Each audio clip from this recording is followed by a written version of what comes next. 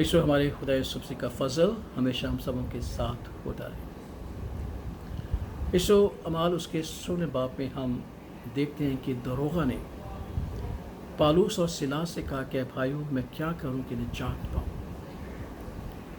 और हम देखते हैं कि मुकद्दस पालूस ने अमाल उसके 16 बाब की 31वीं आयत में कहा कि तू खुदावंद यीशु मसीह पर ईमान ला तो तू और तेरा घराना निजात पाएगा। ईशो खुदावंद यीशु मसीह पर ईमान लाना, खुदा पर ईमान लाना जो है वो बड़ी अहमियत की बात है, क्योंकि जब हम खुदा पर और खुदा यीशु मसीह पर ईमान लाते हैं तो हमारे ईमान की वसअत जो है वो बहुत वसी है, जिससे न सिर्फ हम बल्कि हमारे घराने जो है वो निजात पाते हैं। जब हम खुदावंद की बात करते हैं तो इब्राहिम पर खुदा ईमान लेके आया जो उसके हक़ में रास्त पास गिना गया। उसी ईमान में इसहाक और याकूब ने ज़िंदगी बसर की और उसी ईमान की बदौलत आज तक बनी इसराइल जो है वो बरकतें हासिल करता है, क्योंकि खुदावंद पर ईमान रखना, मसीह पर ईमान रखना बहुत ही वसी बात है। इसो क्योंकि हम जानते हैं कि सिर्फ ईमान हमारी निजात का पहलू नहीं है। खुदा का पाक कलाम बड़े वाज़ेह तौर पर सिखाता है। अगर हम याकूब का ख़त देखें और उसके दूसरे बाब की 19वीं आयत, तो याकूब कहता है कि तू ईमान रखता है, बड़ी बात है कि खुदा एक है। शयातीन भी ईमान रखते हैं, बल्कि थरथराते हैं, लेकिन उनका ईमान रखना उनकी निजात का बायस नहीं है। जब हम मुक़द्दस मत्ती रसूल की मार्फत लिखी इंजील उसके 8वें बाब की 29वें आयत को देखते हैं तो बदरूहें भी खुदा यीशु मसीह पर ईमान रखते हैं और कहती हैं कि हम जानते हैं कि तू खुदा का बेटा है, तू खुदा है और साहिब इख्तियार है और हमें वक्त से पहले अज़ाब में डालने की कुदरत रखता है। मरकज़ की इंजील में हम देखते हैं वो कहती हैं कि तू खुदा का कद्दूस है। वो ईमान रखती हैं कि खुदा यीशु मसीह खुदा का कद्दूस, खुदा का बेटा है, लेकिन वो ईमान उनकी निजात का बायस नहीं बना। इससे मुराद यह है कि एक ऐसा ईमान भी है जो हम कहते हैं कि हम खुदा पर ईमान रखते हैं, लेकिन हमारी और हमारे घराने की निजात का बायस नहीं है। इसलिए अपने ईमान पर गौर करें कि हमारा ईमान कैसा है। यीशु आज इसके हवाले से मैं एक वाक़या आपके सामने पेश करना चाहता हूँ जो लूका की अंजील के मुताबिक उसके 7वें बाब में है।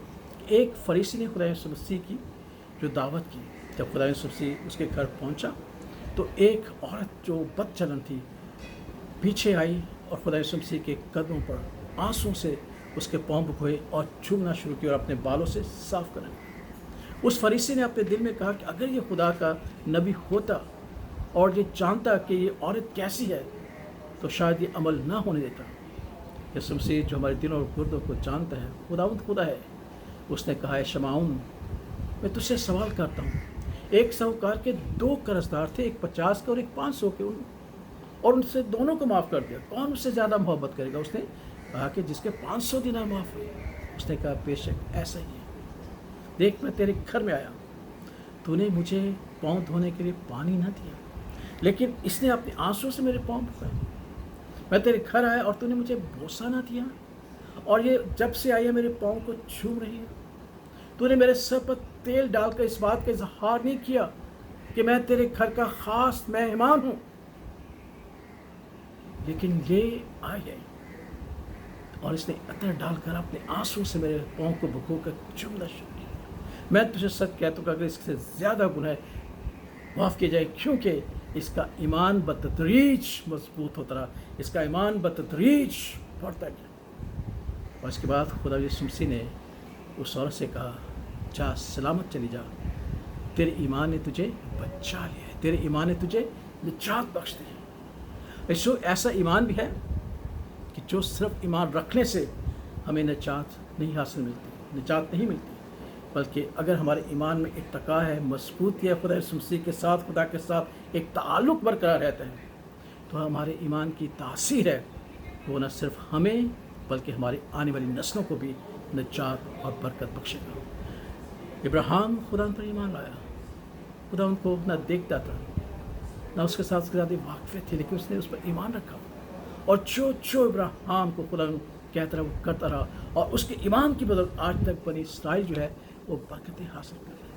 अगर आज हम भी अपने ईमान पर गौर करें, और अगर शयातीन और बदरूहों और उन बेदीन लोगों की मानी हमारा ईमान है जो मसीह पर ईमान रखते हैं लेकिन उसके साथ ताल्लुक़ नहीं रखते, अपने ईमान में इत्तका नहीं करते, अपने ईमान को मजबूत नहीं करते अपने अमाल से, अपनी तहरीक से, तो उस ईमान के वसीला से हम निजात हासिल नहीं कर पाएंगे। لیکن یاد رکھیے گا اگر ہم اپنے ایمان میں بڑھیں گے، ترقی کریں گے، اپنے ایمان کو مضبوط کریں گے، تو خدا یسوع مسیح آج ہمیں بھی یہی کہے گا کہ سلامتی تمہارے گھر میں رہے اور سلامتی تمہیں بچا لے، اور ایمان رکھو کہ تم اور تمہارے گھرانے نجات پائیں گے، کیونکہ تمہارا ایمان مضبوط ہے اور اس میں ارتقا ہے، مضبوطی ہے، اور یہی مضبوطی میرے رشتے اور میرے تعلق سے۔